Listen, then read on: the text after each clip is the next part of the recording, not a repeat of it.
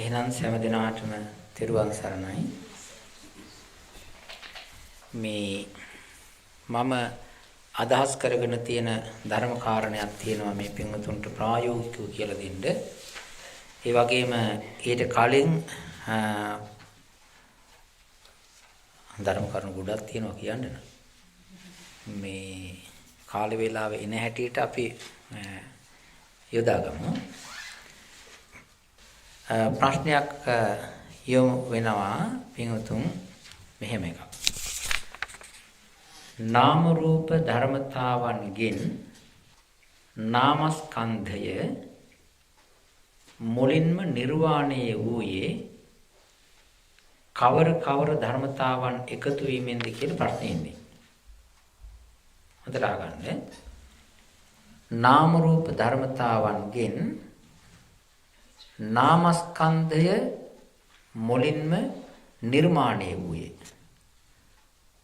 කවර ධර්මතාවන්ද වීමෙන්ද කියලා. දැන් ධර්මතා කීයක් මේ ධර්ම කොටාස කාණ්ඩ කීයක් තියෙනවද? අපි බණ අහලා තියෙන හැටි මෙහෙම විදිහට තියෙනවා. මේ විදිහටයි මේ සියුම් බෞද්ධ දර්ශනයට අනුව බුද්දිස් ෆිලොසොෆි කියලා කියන්නේ බෞද්ධ සියුම් කාණ්ඩ කිරීමේදී ධර්මතා යන්නේ මෙහෙමයි. එකක් තමයි ඒක කියනවා චිත්ත කියලා. නේද? ඊළඟට කියනවා චෛතසික කියලා. චිත්ත චෛතසික අනිත් එක තමයි රූප. ඊළඟට නිර්වාණ. මේක අහලා තියෙනවද? මේක අහලා තියෙනවද? අහලා තියෙනවද? අහලා තියෙන අත උස්සන බලන්න. අයියෝ. හොඳයි. චිත්ත චෛතසික රූප නිර්වාණ. චිත්ත කියලා කියන්නේ මහ ගෙදර.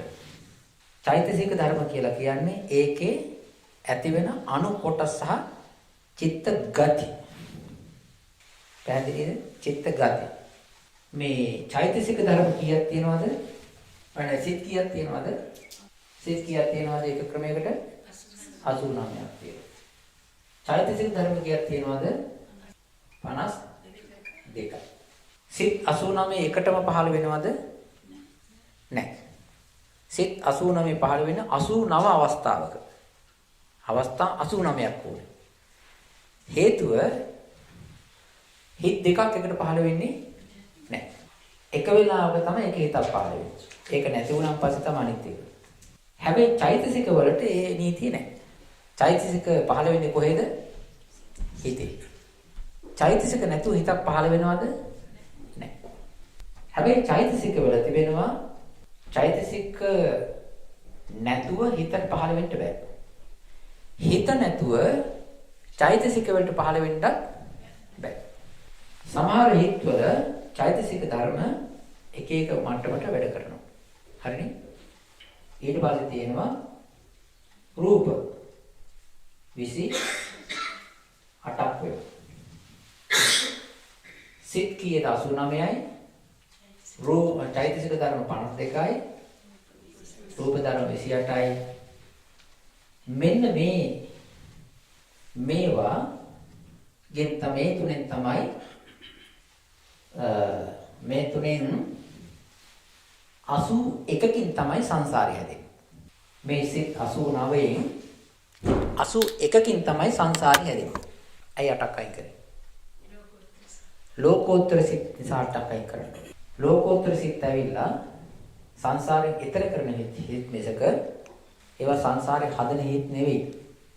ඒකෙන් තමයි සිත් 81කින් තමයි සසර යන්නේ. මේ පැහැදිලි. මෙන්න මේක සිත් 89 අපි හිතමු මේ සිත් 89 මේ සිත් සංකතයිද අසංකතයිද? සිත් සංකතයිද අසංකතයිද? සංකතයි. ඇයි සංකතයි කියලා කිව්වේ? හේතුවෙන් හටගන්න නිසා සංකතයි. මම කියන ලියනවා මේක මොකද්ද? හේතුවෙන් හටගනි. පාලි වචනේ මොකද්ද? සංකතයි. සිත් 89 මොකෙන් පහළ වෙන්නේ? හේතුයි. චෛතසික ධර්ම සංකතයිද අසංකතයිද? සංකතයි. එහෙනම් හේතුවෙන් හටගනී. පේනවා. දැන් මේ වර්ග දෙකම හේතුවෙන් හටගන්නව නේද? රූප ධර්ම සංකතයිද අසංකතයිද? සංකතයි. එහෙනම් මොකක්ද කියන්නේ? හේතුවෙන් හටගනී. දැන් බලන්න හේතුවෙන් හටගන්න ගොඩවලියක් කියනවා. තුනක් තියෙනවා. නිර්වාණ ධාතුව සංකතයිද අසංකතයිද? අසංකතයි.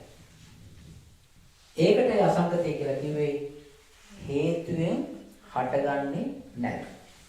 හේතුවෙන් හටගන්නේ නැහැ. සංසාරේ නිර්මාණය වෙන්නේ කොයි හරින්ද? මෙන්න මේ ටිකේ. මේ තමයි සංසාරය. මේක සංසාරෙන් අවුට්. මේක පැහැදිලිද? මේ චිත්තචෛතසික රූප කියන ධර්ම වල මෙහෙම එකක් තියෙනවා. සමහර වෙලාවට චිත්ත චෛතසික රූප තුන් දෙනාම එකට ඉන්න තැන් තියෙනවා. චිත්ත චෛතසික රූප තුන් දෙනාම එකට ඉන්න තැන් තියෙනවා. සමහර වෙලාවට චිත්ත චෛතසික විතරක් තිබෙනවා රූප නැතුව. එහෙම අවස්ථා තියෙනවා. ඉස්සෙල්ලා මම කියපු කතාව මොකද්ද? චිත්ත චෛතසික රූප තුනම එක්කාසු වෙලා එකට බැඳලා එකට විකි වෙලා එකට කොට ගහලා එකට පැකට් වෙලා තියෙන දැන් තියෙනවා. සමහර තැන්වල තියෙනවා රූප නැතුව චිත්ත චෛතසික විතරක් ඒගොල්ලෝ දෙන්න එකට වෙලා ඉන්න තැන් තියෙනවා. මේක පැහැදිලිද? සමහර තැන් තියෙනවා සිතත් නැතුව චෛතසිකත් නැතුව නිකන් රූප විතරක් පොඩි රූප සෙට් එකක් තියෙන දැනුත් තියෙනවා. ඔය සංසාරේ. මේක තේරුණාද? මේක අහලා තියෙනව නේද මේ විදිහට? හැබැයි උපවාස කිව්වද 89 81 සංසාරේ කියලා 89 මේ වෙන කතාවක් කියන්නේ. මේක වෙන කතාවක් කරන්නේ. දැන් සංසාරේ තමයි. මේ තුනම කොහෙද? මේ තුනම කොහෙද? සංසාරේ. චිත්ත චෛතසික රූප කියන තුන් දෙනාම එකට ගොඩ වෙලා මුණ ගැහිලා හමු වෙලා එක්කාස වෙලා ඉන්නේ කොහෙද? සංසාරේ. චිත්ත චෛතසික දෙන්නා විතරක් එක්කාස වෙලා මුණ ගැහිලා හිතවත් වෙලා එකට ක්‍රියාත්මක වෙමින් ඉන්නේ කොහෙද? සංසාරේ. චිත්ත චෛතසික නැතු රූප විතරක් ඉතුරු වෙලා එක්කාස වෙලා රූප විතරක් තනින් හැතිනේ කොහෙද? සංසාරේ. සංසාරේ. ඒ සංසාරයෙන් දැන් අපි සංසාරේද? එහෙමනම් අපි මේ කියාපු වර්ග තුනෙන් කොයි හරි දෙන්නේ? චිත්ත චෛතසික රූප කියන තුනම අපිට තියෙනවා. රූපේකුත් තියෙනවා ඇඟක්. සිතකුත් තියෙනවා ඒක ඇස්සේ චෛතසිකක් තියෙනවා. නේද? දිව්‍ය ලෝකේ දෙවියොත් එහෙමයි. රූපාවචර බ්‍රහ්ම ලෝකේ බ්‍රහ්මයොත් එහෙමයි. එකක් හැරෙන්නේ. ඒ තුන් ගුණ වලටම සිතක් තියෙනවා, චෛතසිකක් තිබෙනවා, රූපයකුත් තියෙනවා. බ්‍රහ්මයෝ බ්‍රහ්ම ලෝකෙන් ආවා කියලා කියන්නේ නේද? ඉතින් බ්‍රහ්මයා ඇවිල්ලා බුදුරජාණන් වහන්සේ ඉස්සරහ පිට වාඩි වෙලා තියෙනවා. වාඩි වෙන රූපයක් තියෙන්න එපායි. සිතකුත් තිබුණා, චෛතසිකක් තිබුණා, ඇඟකුත් තිබුණා. අපේ තරම් ලොකු ඕලාරික නැහැ, සියුම් ශරීර තියෙනවා. එහෙමනේ. ඊළඟට තව ඉන්නවා හිතයි චෛතසිකයි විතරක් තියෙන සත්ත්ව කොටසක්. ඒගොල්ලන්ට යන්න බෑ. සත්ත්ව කොටසක් තමයි සංසාරي තමයි. ඒගොල්ලන්ට යන්න බෑ. ඔහේ හිර වෙලා ඉන්නවා. ඒ කවුද? අරූපාවචර බ්‍රහ්මයෝ. ආකාසානං ඡායතන, විඥානං ඡායතන, ආකින්චඤ්ඤායතන, නේව සංඥා නාසඤ්ඤායතන හතරෙම ඉන්නේ. ඇඟක් නැහැ. බොඩි එකක් නැහැ.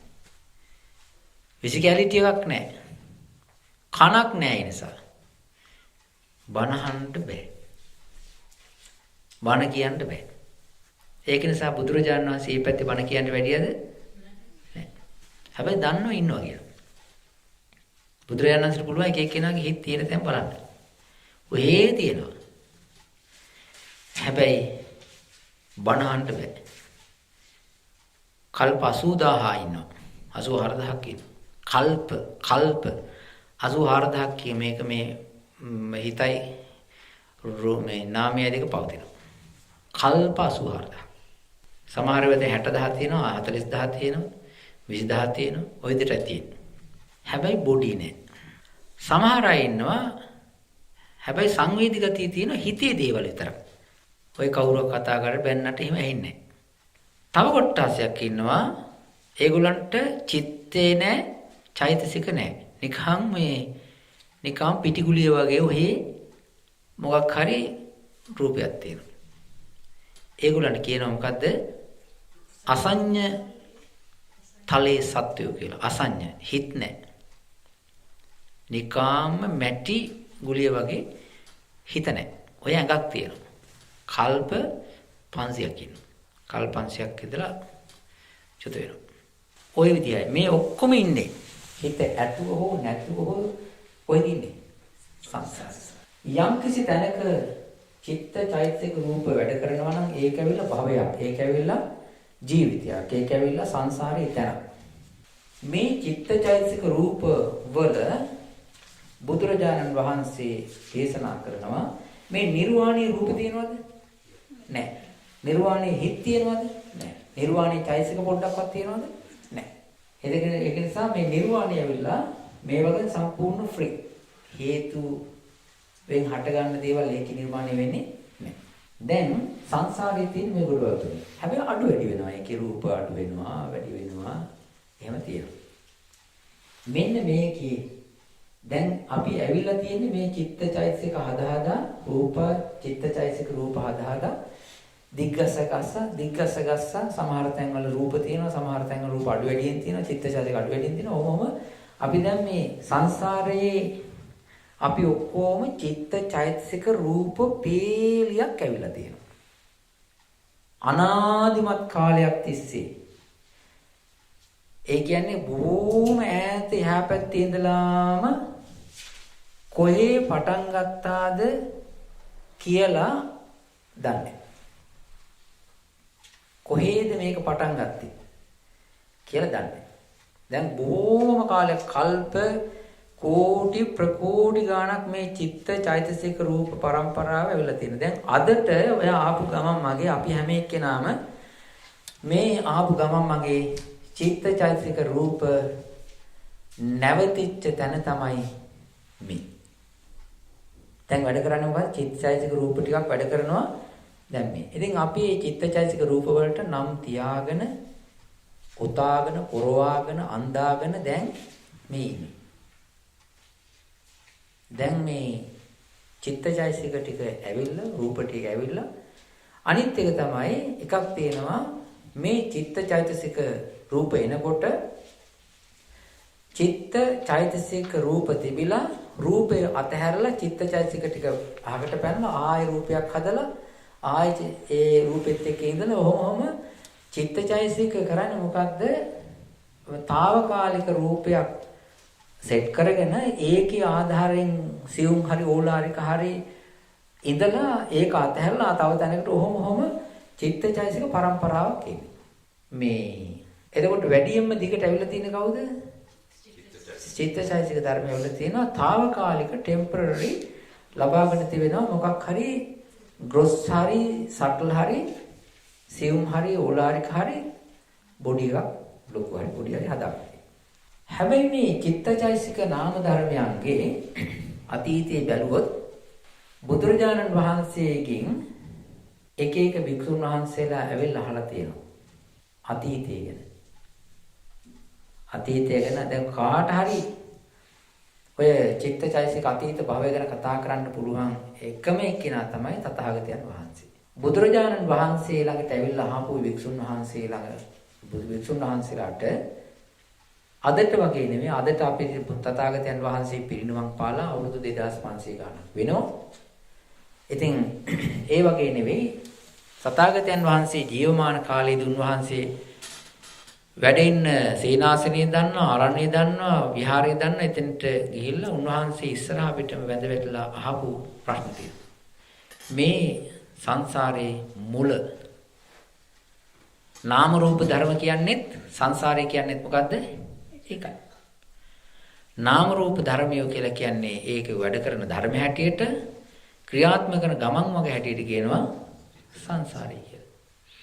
ඉතින් මේ ආපු සංසාරේ කොහෙද කෙලවර? කොතනද පටන් ගත්තේ? කවද්ද? කොහොමද? කොයි හරියද? මෙන්න මේකට බුදුරජාණන් වහන්සේ උත්තරයක් දෙනවා මෙන්න මෙහෙම. පුබ්බා කෝටි න පඤ්ඤායති කියලා. පුබ්බා කෝටි න පඤ්ඤායති.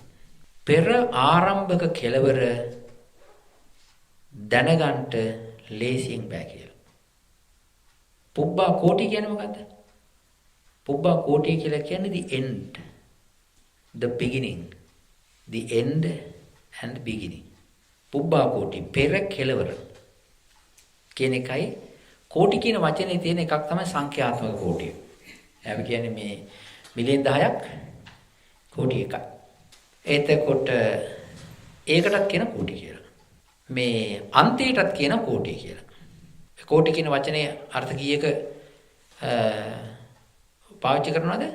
එකක් තමයි සංඛ්‍යාවට කියන කෝටි මිලියන් 10ක් කෝටි එකයි. අනිත් එක කෙලවර the end. අපි කියනවා උබතෝ කෝටික ප්‍රශ්නයක් කියලා. ඒ කියන්නේ උබතෝ කෝටි කියලා කියන්නේ කෙලවර ආල් දෙකේම ප්‍රශ්න. ඉතින් ඒ කොහෙන්වත් යන්න විදියක් නැහැ. උබතෝ කෝටික ප්‍රශ්නයක්. කෝටි කියලා කියන්නේ කෙලවර. දැන් මේ පුබ්බා කෝටි කියලා කියන්නේ පෙර ආරම්භය න පඤ්ඤායති මහණෙනි මේක ලේසි පහසු නෑ හොයාගන්න. බුදුරජාණන් වහන්සේ පෙර කෙලවරක් ආරම්භයක් ඒ භික්ෂුවට දේශනා කරන්නේ නැහැ. හැබැයි හිත හිතා. ඒ මෙන්නකොට බුදුරජාණන් වහන්සේ මේකේ අන්තය හොයන්න ගියොත් එහෙම එකම එකක් සිද්ධ වෙනවා. ඒ තමයි එකක් කාලගත වෙනවා නිකන් ඔළුව මුතු වෙනවා කියලා. ඒකෙදී බුදුරජාණන් වහන්සේ කිසිම අවස්ථාවකදී පෙර ආරම්භක කෙලවර දේශනා කරේ නැහැ. හැබැයි කෙලවර දේශනා කරන්නේ නැතුව උන්වහන්සේ ධර්මයක් දේශනා කරා. දැන් මේකේ හිතද පහළ වුණේ ඉස්සර වෙලා, චෛතසිකද පහළ වුණේ ඉස්සර වෙලා, රූපද පහළ වුණේ ඉස්සර වෙලා කියලා අපි හොයාගෙන ගියොත් ඒක හොයන්න දැන් යන්න පරණ වෙනවා. ඉතින් මේකේ එක තැනක දේශනා කරන එකේ මෙන්න මෙහෙම. අවිජ්ජා නීවරණානං අවිද්‍යාවෙන් වැසී ඉන්න සත්වයෝ ගේ. තණ්හා සංයෝජනානං තණ්හාවෙන් බැඳී ඉන්න සත්වයන්ගේ. මොකද්ද උනේ? අවිද්‍යාවෙන් වැහිලා තණ්හාවෙන් බැඳිලා. මොකද්ද? අවිද්‍යාවෙන් වැහිලා තණ්හාවෙන් බැඳිලා. අවිද්‍යාවෙන් වැහිලා තණ්හාවෙන් බැඳිලා ඉන්න සත්වයන්ට මේ කාරණේ තේරෙන්නේ නැහැ. ඒක නිසා බුදුරජාණන් වහන්සේ දේශනා කරන්නේ නැහැ. එක අවස්ථාවකදී බුදුරජාණන් වහන්සේගෙන් ජීවිත කෙලවර හොයන්ට ආපු එක්කෙනෙකුට උන්වහන්සේ දේශනා කරනවා මේ ලෙඩක් හැදිලා තියෙන කෙනෙකුට ඊතලයක් ඇඟට වැදිලා තියෙන එක්කෙනා ඊතලය ආවේ කොහෙන්ද? ඒක හදලා තියෙන්නේ මොන කම්මලේද? ඒක කවුද ගෙනාවේ? කවුද පාවිච්චි කරේ? ඕවා හොයන්න ගියොත් එහෙම මොකද වෙනවා කියන්නේ? හැම මැරෙනවා.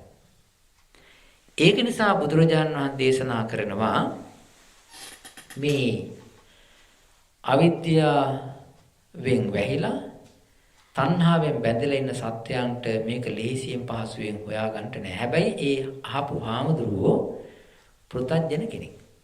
ඒ කෙලවර ඒ කියන්නේ සංසාරයේ කෙලවර හොයන්න ගිහිල්ලා අහපු හාමුදුරුවෝ කවුද?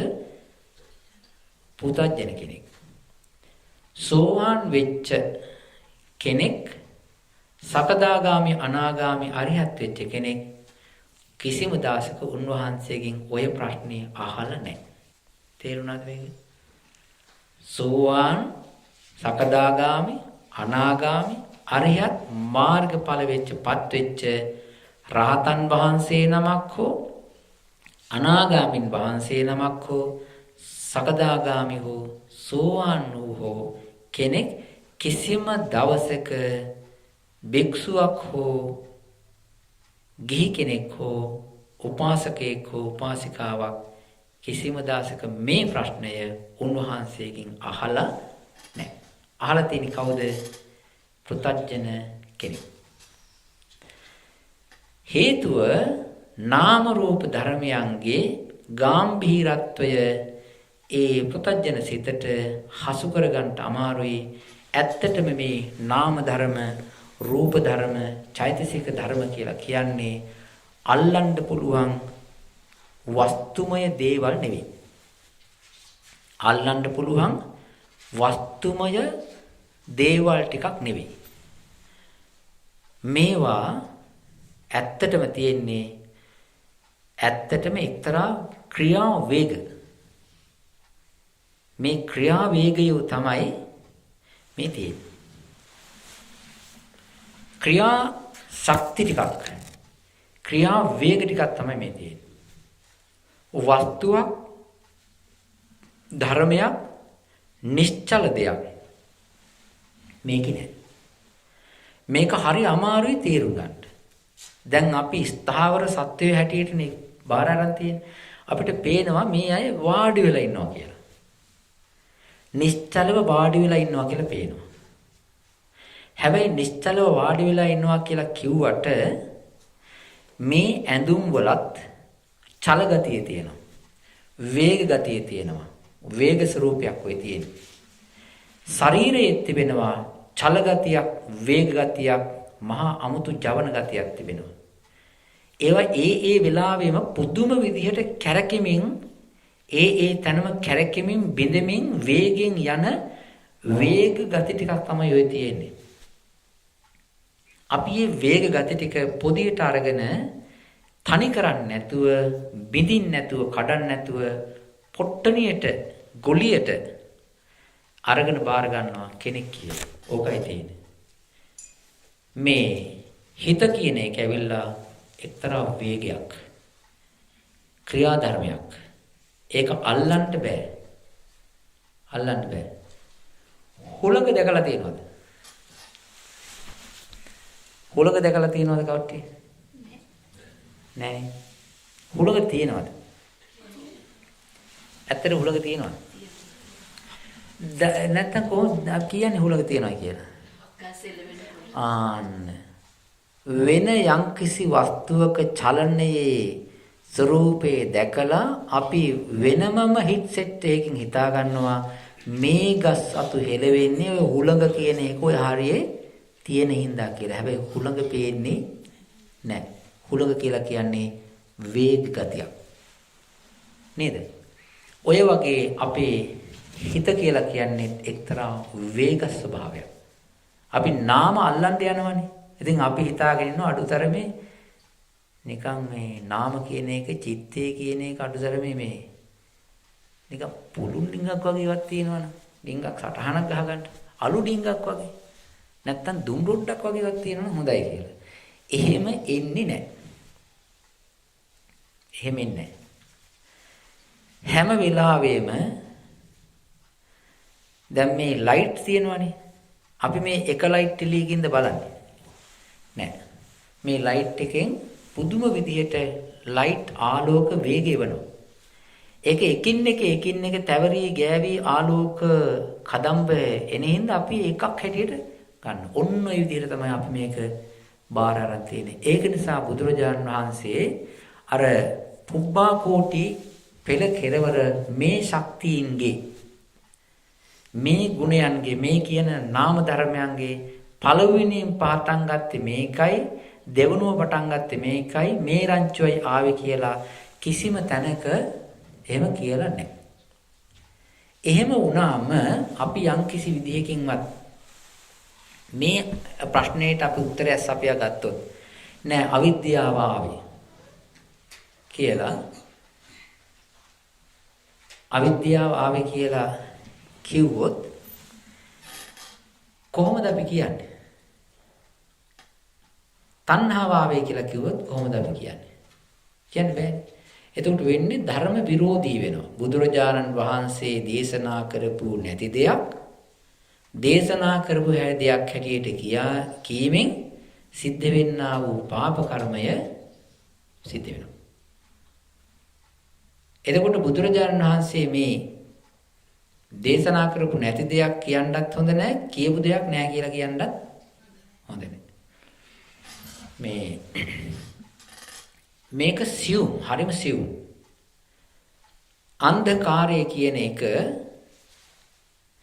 අන්ධකාරය කියන එක තේරුම් ගන්න පුළුවන් මොකක් නිසාද? අන්ධකාරය තේරුම් ගන්න පුළුවන් ආලෝකය තියෙන නිසා. ආලෝකයෙන් පේන දේ අන්ධකාරයේ නැහැ. හැබැයි අන්ධකාරයේ තියෙන වෙලාවට අපිට යම්කිසි දෙයක් අපිට දැනෙනවා හිතට. ඒ මොකද්ද? කලවර ගතිය.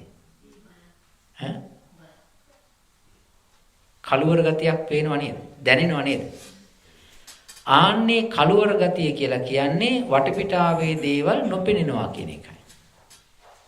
කලවර ගතියක් නැද්ද වෙයි? දැනෙන්නේ නැද්ද හිතට? කළු පාට දැනනවද? කළු පාට ගතියක් තියෙනවද නැද්ද? දැනනවද නැද්ද? දැනෙනවා. ඒක නිසා තමයි අපි කළු පාටට අන්ධකාරය කියලා කියන්නේ. ඒක දැනෙනවා. ඔයගේ එක්තරා දැන් ඒක තේරුම් ගන්න පුළුවන් අන්ධකාරයේ තිබෙන ස්වභාවය ආලෝකයේ උදව්වෙන් උපකාරයි. මේ සිතේ ගතියක් තිබෙනවා අවබෝධයේ වහන අවිද්‍යාව. ඒ අවිද්‍යාව ඉස්සෙල්ලා පටන් ගත්තද? තණ්හාව ඉස්සෙල්ලා පටන් ගත්තද? නාමයේ පටන් ගත්තද කියලා කිසිම විදියකින් ඒ ආපු භික්ෂුන් වහන්සේත් ඊට පස්සේ හෙව්වේ නැහැ. ඊට පස්සේ කරේ මොකද්ද? තියෙන හේතුඵල ධර්මයන්ගේ නැතිවීම අපේක්ෂා කරා. ඇත්තටම අවසානයේදී නිවන් දැකපු දවසක කවුරු හරි මේ සත්‍යයෝ කියලා එනේ අය බාරගන්නේ නැහැ. නිකන් తాවකාලික වචන කීපයක් කියලා නැන්දමාම හරි මහත්යා නෝන හරි කියලා කතා කරන හැම වෙලෙම හිත තියෙන්නේ මේ පංච ස්කන්ධය වැඩ කරන්නේ ශක්ති වේග ගොන්නක්. ධර්ම වේග ගොන්නක්. මේක තව ටික දවසකින් මේක නවතිනවා. ඔන්න ඔය වගේ හිතක් තමයි තියෙන්නේ. මේ ඉන්නේ ශක්ති ධර්ම වේග. කියන්නේ ශක්ති වේග ධර්ම වේග පොදියක්. මේ ඒ වගේ සෙට් එකක් තමයි මේ තියෙන්නේ. බලාගෙන ඉන්නවායි කියලා කියන්නේ මේ ශක්ති වේග ටිකක් බලාගෙන ඉඳීමේ ක්‍රියාව හැටියට පවතිනවා කියන කෙනෙක් බලනවා නෙවෙයි. ඔන්න ඔය විදිහට තමයි ඒ ධර්මාභෝධය කරගත් එක්කෙනාට තේරෙන්නේ යක් කෙලවර බලන්න යන්නේ නැහැ. ඒක නිසා මේකේ තියෙන ප්‍රශ්නයේ අර මුලින්ම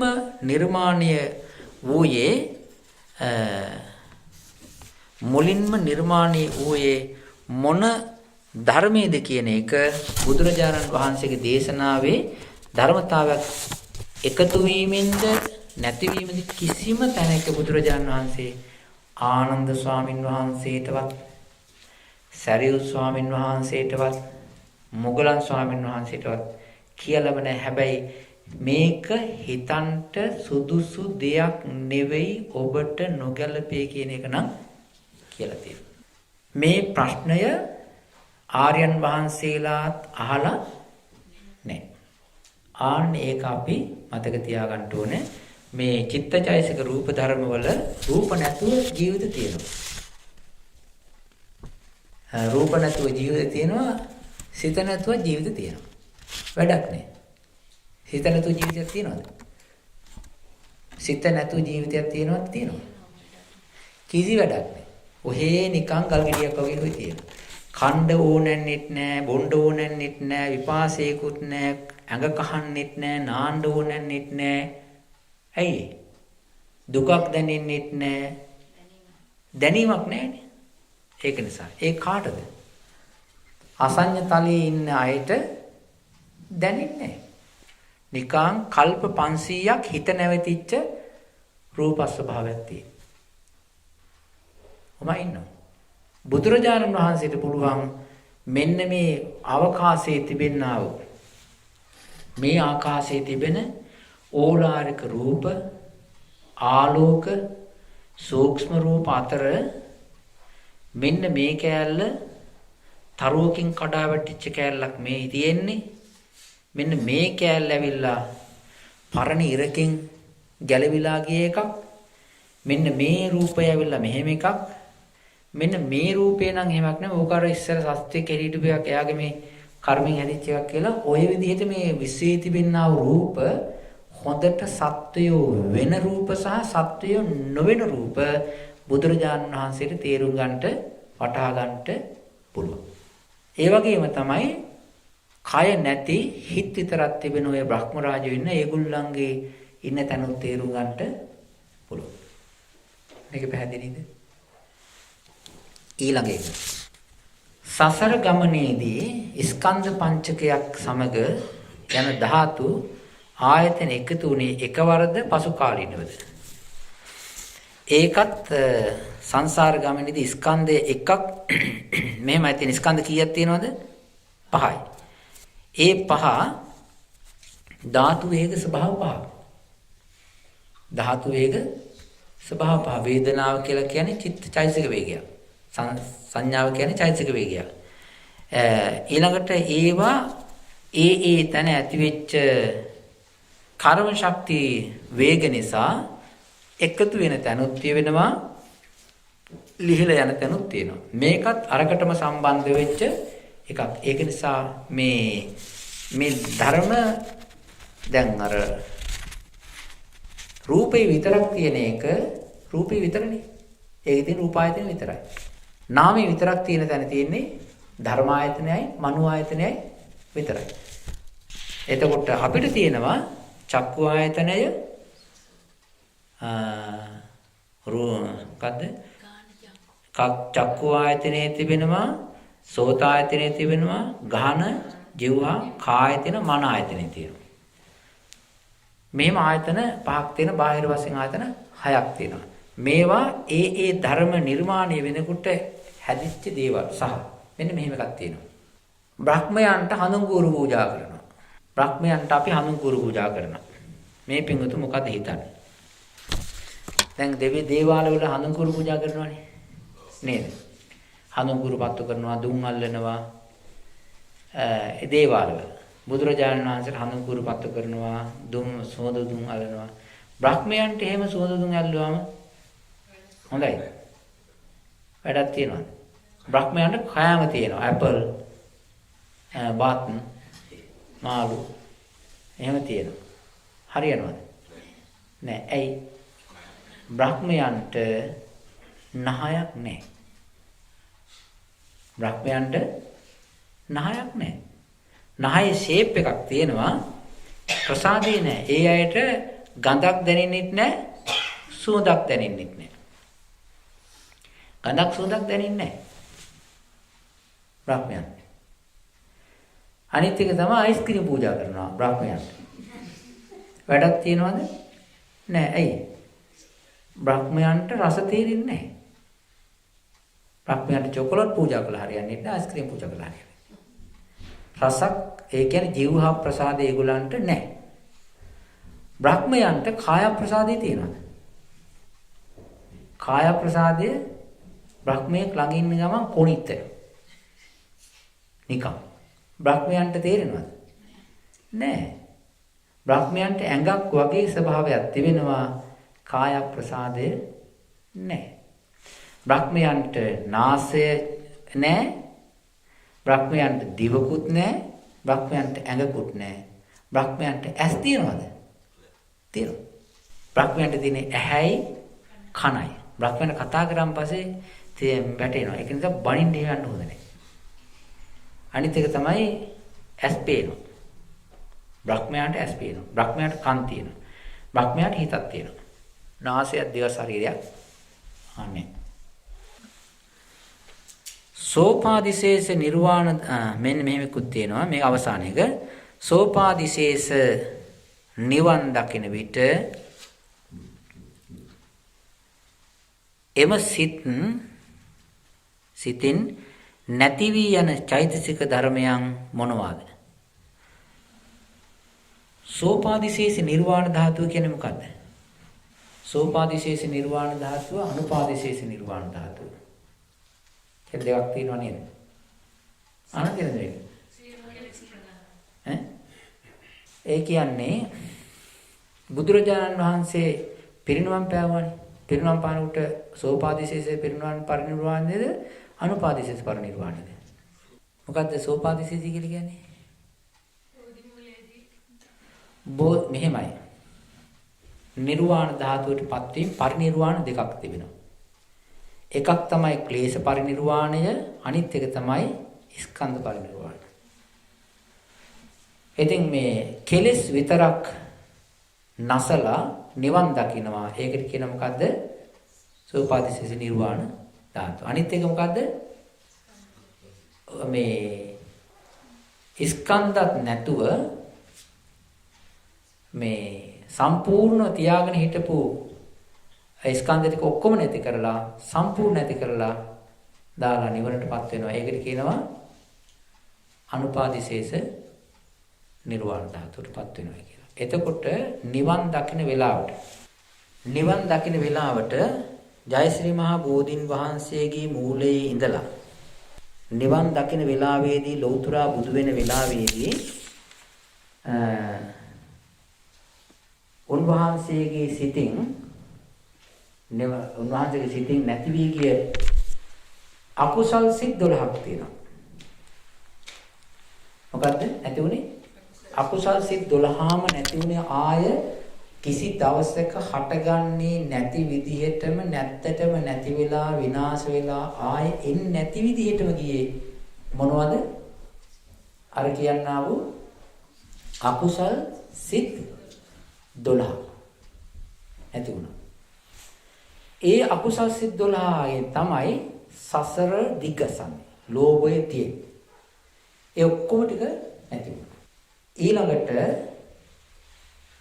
අනිත් එක තමයි කාමාවචර සිත් උනාන්තර ක්‍රියාසිත හැටියට පහළ වෙනවා. හැබැයි කාමාවචර සිත් වලත් කුසල් සිද්ධ වෙන සිත් පහළ වෙන්නේ නැහැ. ඒ ටිකත් ඉවරයි. දැන් කාමාවචර සිත් කීයක් තියෙනවද? 24ක් තියෙනවා. 8 3ක් තියෙනවා. ඒ කාමාවචර සිත් වල තියෙනවා කුසල් සිත් කියලා જાතියක් තියෙනවා. විපාක සිත් කියලා જાතියක් තියෙනවා. ක්‍රියා සිත් කියලා જાතියක් තියෙනවා. ඒකින් කුසල් සිත් ටික සම්පූර්ණම නැති වෙනවා. ඇයි රහත් වෙන වෙලාවේදී ඒ සිත් ටික සහ ඒකේ ඇතුළේදී චෛතසික නැති වෙන්නේ? කවදාකවත් රහත් වුණාම දානි දුන්නට පින් සිද්ධ වෙන්නේ නැහැ. රහත් වෙලා රහතන් වහන්සේ නමක් දානි දුන්නම පින් සිද්ධ වෙනවද? පින් සිද්ධ වෙන්නේ නැහැ. පින් සිද්ධ වෙන්නේ කුසල් සිත් තිබුණොත්. ඒක නිසා ඒ කුසල් සිත් 8ම ගහලා. ඇත්තටම නැති වෙනවා. රහතන් වහන්සේලා භාවනා කරනවා. පින් සිද්ධ වෙනවද? රහතන් වහන්සේලා භාවනා කරනවා. පින් සිද්ධ වෙනවා. කුසල් වැඩෙනවද? නැහැ. ඒක නිසා රූපාවචර කුසල් සිත් පහක් නැති වෙනවා. රහතන් වහන්සේලා අරූපාවචර ධානය වඩනවා. අරූපාවචර ධානය වැඩුවට එහි උපදින්න හේතු වෙන කුසල් සිත් පහළ වෙන්නේ නැහැ. එතකොට කුසල් කීයක් නැති වෙනවද? 8යි 5යි 4යි. 8යි 5යි 4ක් නැති වෙනවා. මොකද්ද? 8යි කියන්නේ කුසල් සිත් 8 පහළ වෙන්නේ නැහැ. ආයේ කවදාකවත්ම මල් පූජා කරාට උන්වහන්සේලාට කුසල් සිද්ධ වෙන්නේ නැහැ. අපිට පින් සිද්ධ වෙනවා. දැන් රහතන් වහන්සේ නමක් යනවා අනුරාධපුරේ අපිත් යනවා පිටිපස්සේ. සෝවාන් කෙනෙකුත් යනවා. සෝවාන් කෙනාටයි අපිටයි කුසල් සිත් පහළ වෙනවා. පින් සිත් පහළ වෙනවා. රහතන් වහන්සේත් අපි වගේම ගාථා කියලා හොඳ ලස්සනට වදිනවා. හැබැයි රහතන් වහන්සේට ක්‍රියාසිත විතරක් පහළ වෙනවා. කුසල් සිත් පහළ වෙන්නේ අපිට පින් සිත් පහළ වෙනවා. අපිට ක්‍රියාසිත පහළ වෙන්නේ නැහැ. රහතන් වහන්සේට ඒ වැඩේ කරනකොට ක්‍රියාසිත ටික පහළ වෙනවා. හැබැයි පින් සිත් වෙන්නේ. අපිට ක්‍රියාසිත නැහැ. රහත් වෙච්ච නැති නිසා අපිට පින් සිත් පහළ වෙනවා. ওই විදිහට ඒක නිසා රහත් වෙන අවස්ථාවේදී කුසල් සිත් 8 නැති වෙනවා. රූපාවචර කුසල් සිත් 5 නැති වෙනවා. අරූපාවචර කුසල් සිත් ආයේ ඉන්නේ නැති වෙන්න නැති වෙලාම යනවා. ඊළඟට අකුසල් සිත් 12ම නැති වෙනවා. කියන්න බලන්න කීයක් එනවද? මට ගණනුත් මතක නැහැ. කුසල් සිත් කීයද? 8යි. රූපාවචර ඒවා 5යි. අරූපාවචර 4යි. අකුසල් 12යි. මේ කීයද? හරිද? හරිනේ? හරිනම් හරි ඈ. මෙන්න මේ ටික ඔක්කොම යනවා. මේ සිත් 29යි ප්‍රතිසන්දි හදනෙව ආය හැදෙන්නේ නැහැ. ඔන්න ඔය විදිහට සිත් අකුසල චෛතසික ඔක්කොම ටික නැති වෙනවා. ඔක්කොම නැති වෙනවා. කුසල චෛතසික ටික තියෙනවා ක්‍රියාත්මක වෙනවා. ඔය නැති වෙන්නේ ඔය විදිහට. තව පැත්තක් අපි බලමු.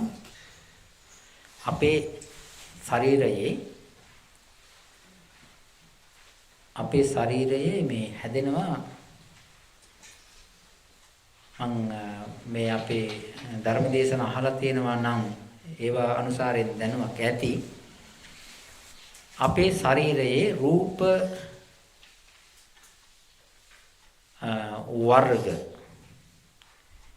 කීයක් තියෙනවද අපේ ශරීරයේ රූප වර්ග හතරක් තියෙනවා කිව්වා. ඒ හතරක් කියන්නේ මොකද්ද? මේ කියන්නේ රූප හටගත් විදියෙන්. කියන්නේ රූප හටගත් රූප එක ස්වરૂපයයි. නමුත් ඒවා හටගත් විදියෙන් අපි නම් කරගන්නවා. අපේ ජීවිතයේ අපේ ශරීරයේ තියෙනවා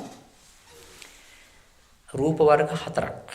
ඒ තමයි අපි පෙර කරපු කර්මයෙන් කර්ම බලයෙන් කර්ම ශක්තියෙන් හටගත්තේ හැදිච්ච මතුවෙච්ච රූප ස්වභාවය තියෙන. ඒවට කියන මොකද්ද?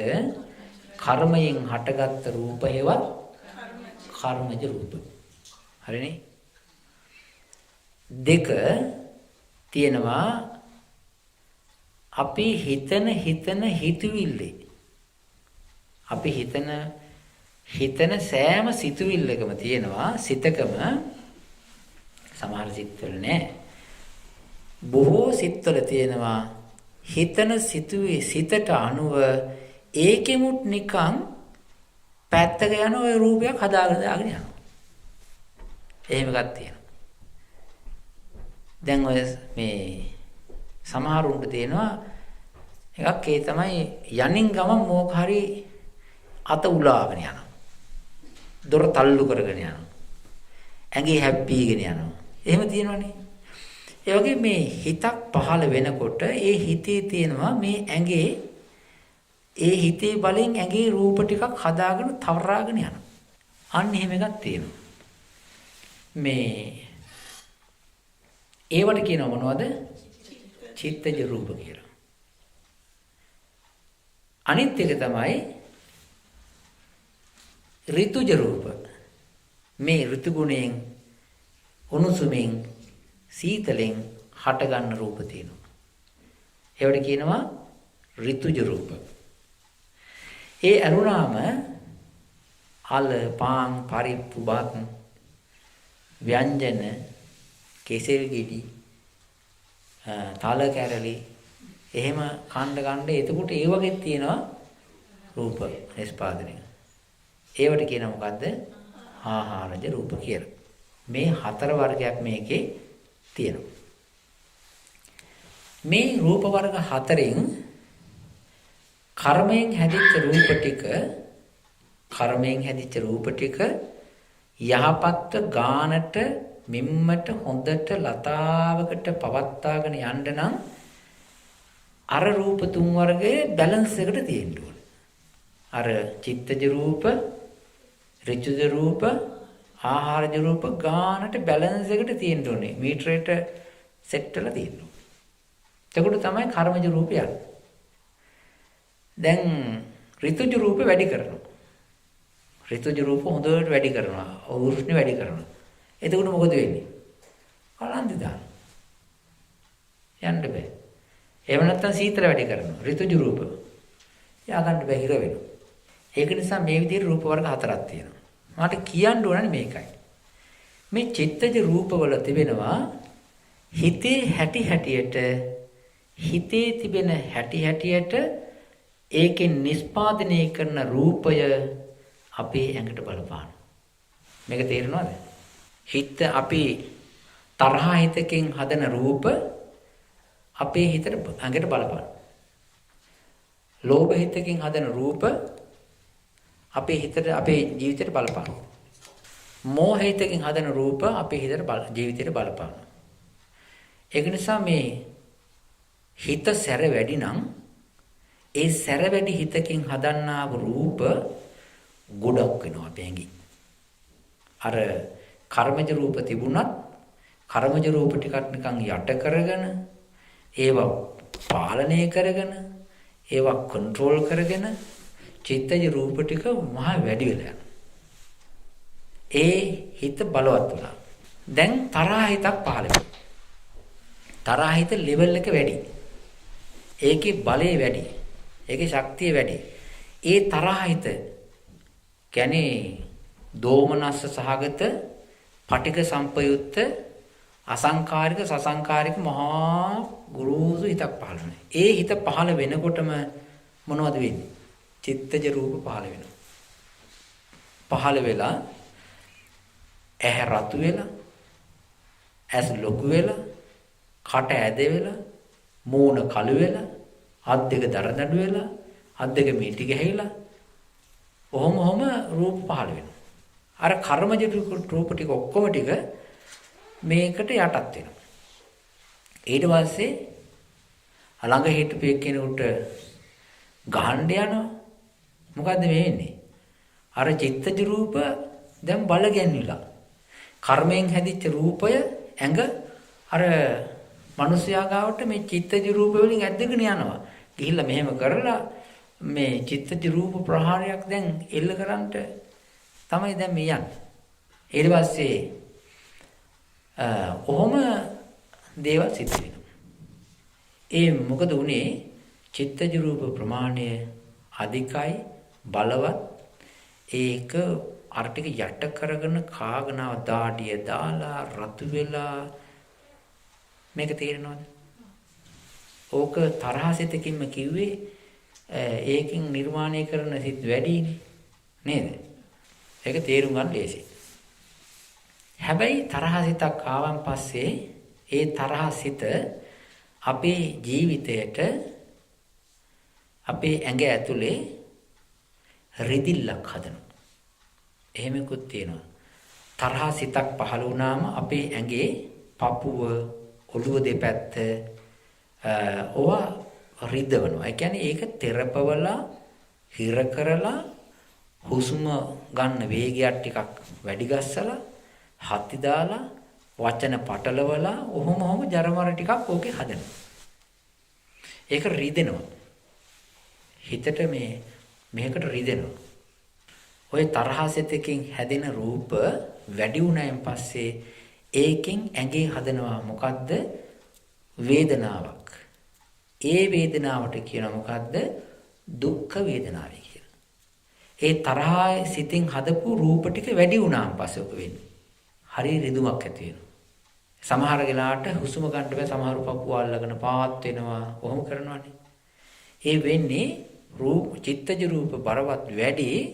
ඒ ටික අඩු වෙලා යනකල් ඉතින් ඉන්න ඕනේ. ඒ වතුර බොනවා, ගූල් කරන්න, කොහොම තියෙනවා. එහෙම જાති කරනවා. මේක අත්දැකලා තියෙනවද? හරි. ඔය වගේ අනිත් එක තමයි කළු පාට. කර්කස පාට. ගොරෝසු පාටක් හැදෙනවා.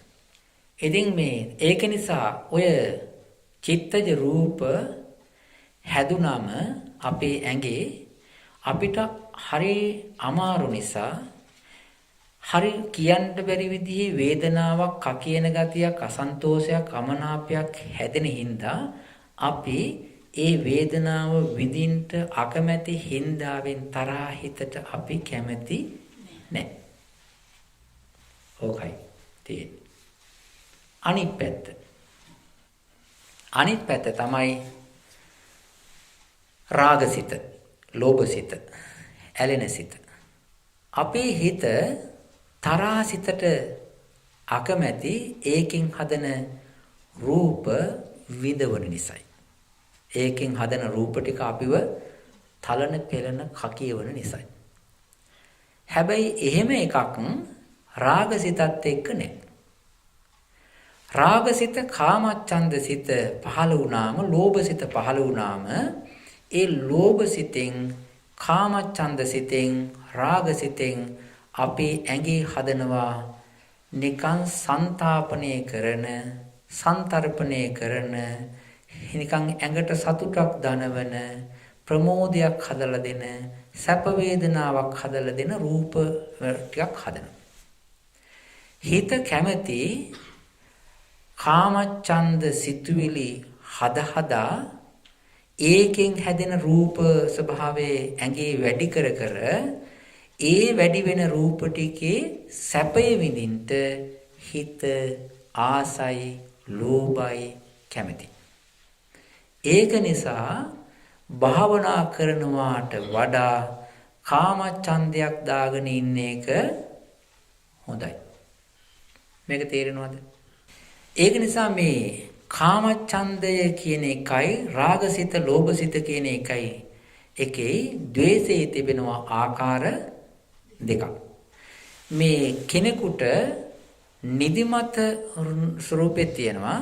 ඔය කාමච්ඡන්දයෙන් හිත ගැලවෙන්නේ නැත්තේ ඇයි? කාමච්ඡන්දයෙන් හිත ගැලවෙන්නේ නැත්තේ කාමච්ඡන්ද සිතක්, රාග සිතක් ආවම ඒ ශරීරයේ හදන, නිර්මාණය කරන රූප කලාප ටික පිරීලා ගොඩාක් වුණාම, ඒ රූප කලාප ගොඩාක් වැඩි වුණාම ඇඟ නිකන් ඇඟේ ඇති වෙන සැපය විඳින්න හරි හොඳයි. ඕක විපස්සනා ඥානයකින් අහු කරගන්න නැතුව, තේරුම් ගන්නේ නැතුව ඕක අයින් කරන්න බෑ. තේරෙනවද මේ කතාව? ඒක නිසා අපි ඇයි තේරුම් ගන්න ඕනේ? ඇයි රාගසිතට, ඇයි ලෝභසිතට, ඇයි කාමච්ඡන්ද සිතට කැමති?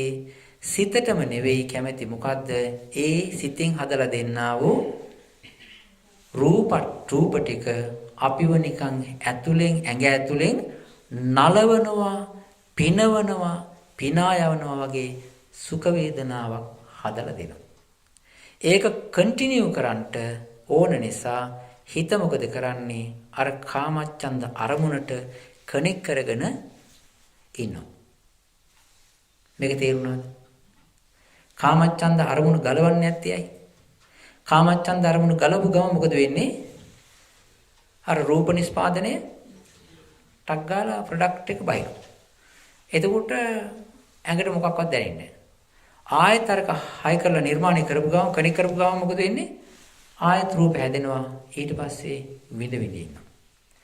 ඔන්න ඔය ගතිය භාවනා හිතින් හොඳට විනිවිද, හොඳට බැහැලා, හොඳට කිඳා බැහැලා බලන්න ඕනේ. මෝනද, බෙල්ලද, උදරයද, පයද, හදවත ප්‍රදේශයේද සනසන්නේ, නලවන්නේ, සැපයක් හදලා දෙන්නේ. ඒක දැකලා හොඳට ඒක මෙනෙහි කරාන් පස්සේ ඔය රාගසිත, කාමච්ඡන්දසිත, ඇලෙන සිත, බැඳෙන සිත හිමීට අයින් වල යනවා. සමහර වෙලාවට රාගයයි, ද්වේෂයයි දෙකේම, රාගසිතේ, ද්වේෂසිතේ දෙකේම සිත බලනවාට වඩා බලන්න ඕන වෙන්නේ හිතින් හදාපු රූප ටිකයි.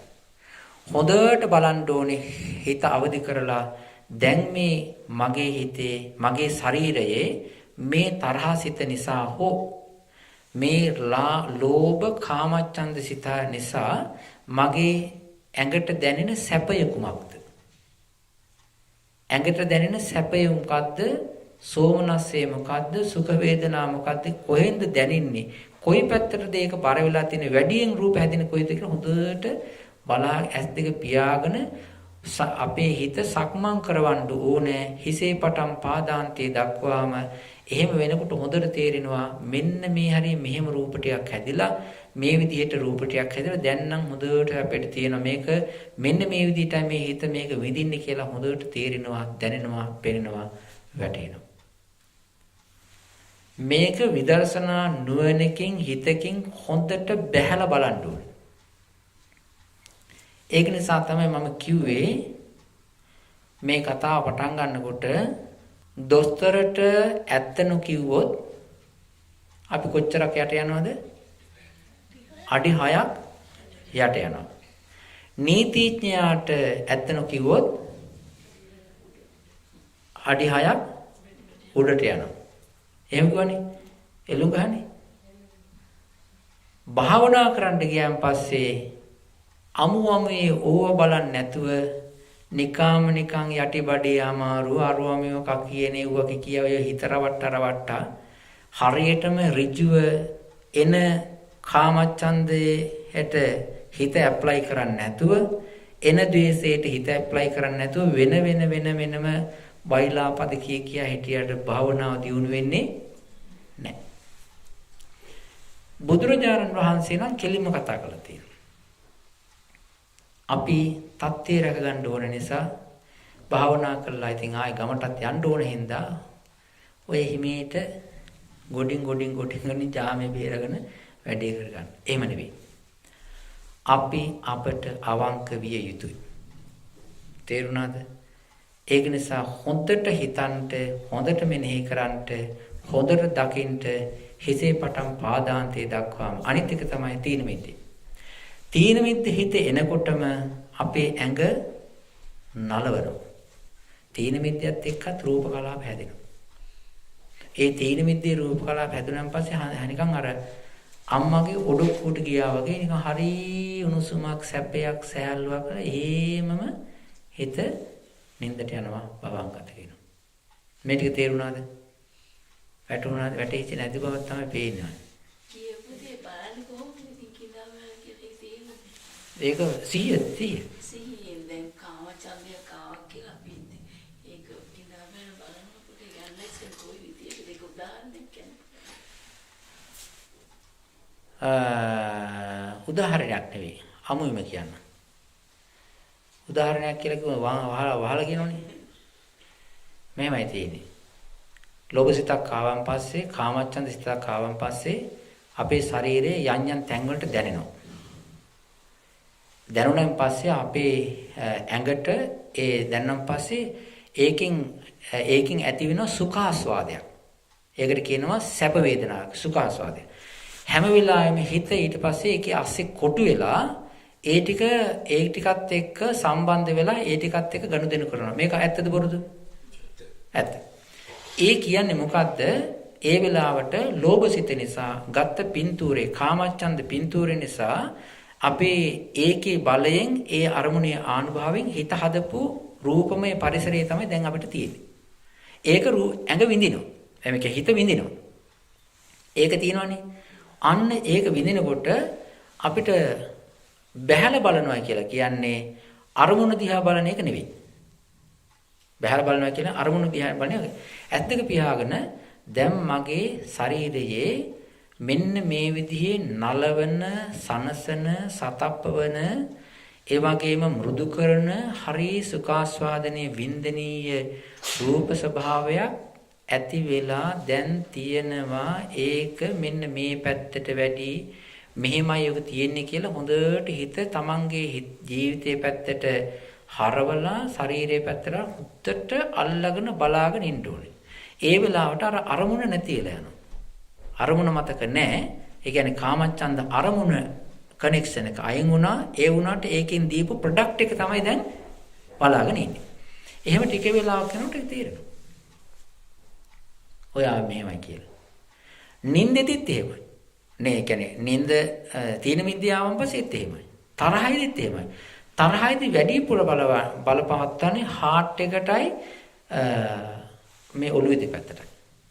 අනිත් ශරීරයේ තැන්වලත් ගොඩාක් පිරලා තියෙනවා. හැබැයි තද වෙන ගතියක්, හරීම අප්‍රසන්න නිකම් මේ දත් හැපෙන ගතියක්, නුරුස්සන ගතියක්, මේ ඇඟේ අපහසුතාවයක් තියෙන. සමහර වෙලාවට අපිට කියන්න පුළුවන්කම තියෙන සීමාන්විත වචන ගානකින් විතරයි. ඒක ඔක්කොම ප්‍රකාශ කරන්න බෑ. හේතුව ඒ වචන නැහැ. ඒ කියන්නේ මේ වගේ අර වගේ කිය කියන්න පුළුවන් වචන නැහැ. ඔන්න ඔය විදිහට තමයි කාමච්ඡන්දය භාවනාවකදී ජයගන්නේ, ද්වේෂය භාවනාවකදී ජයගන්නේ. ඔක හොඳටම බැලුවෙන් පස්සේ කාමච්ඡන්දය කියලා කියන එක විපස්සනාවට දාන්න පුළුවන්. ද්වේෂය කියන එක විපස්සනාවට දාන්න පුළුවන්. තරහව කියන එක විපස්සනාවට දාන්න පුළුවන්. මාන්නයත් ඒ වගේ. මාන්නේ විපස්සනාවට දාන්න. මාන්නේ තියෙනවා අමුතුම මේ ගැම්මක් තියෙනවා. හොඳට බලන්න ඕක. මේක ප්‍රයෝජනයිද වැඩකටම නැද්ද?